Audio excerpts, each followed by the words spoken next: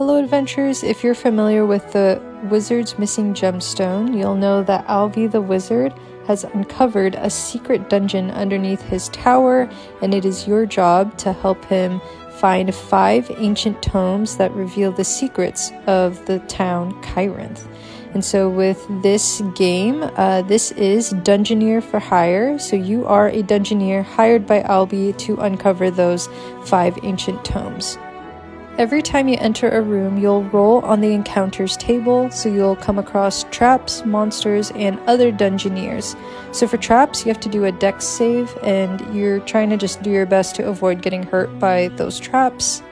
And for monsters, the PC will always attack first, and after a combat round, you can roll on the loot table. So how that works is the monster and Dungeoneer, they will use a attack table, so then that will show you how much that they attack you for. And then there's also an HP table to show how much starting health points they have.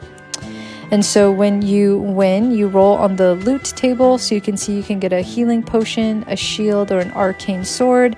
And then you also have a legendary item or an ancient tome when you roll on a 7 or an 8.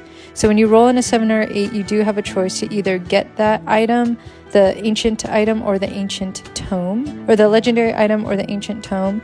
And so if you decide to go for that legendary item, then you roll on the legendary item table, and then you will get really powerful artifacts and equipment to kind of level up your character. You can also get a portal rune that will give you permanent access to all the portals in the dungeon. And then when you come across a Dungeoneer, you roll on the Dungeoneer table HP to see their starting health, and then the action table to see if they are hostile and attack you. They could also just completely ignore you, or they can try to steal your ancient tome, and that's where you have to do a dex or a charisma save.